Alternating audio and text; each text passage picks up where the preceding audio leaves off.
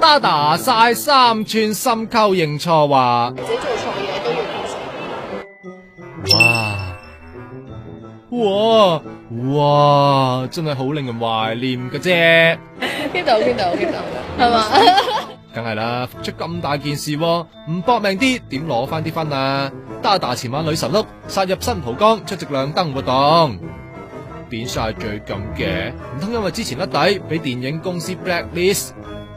其實好開心一樣嘢，就即係覺得都好慶幸嘅，因為我可能而家就會喺聖誕節就全面真係投入工作，咁就有2部戲開。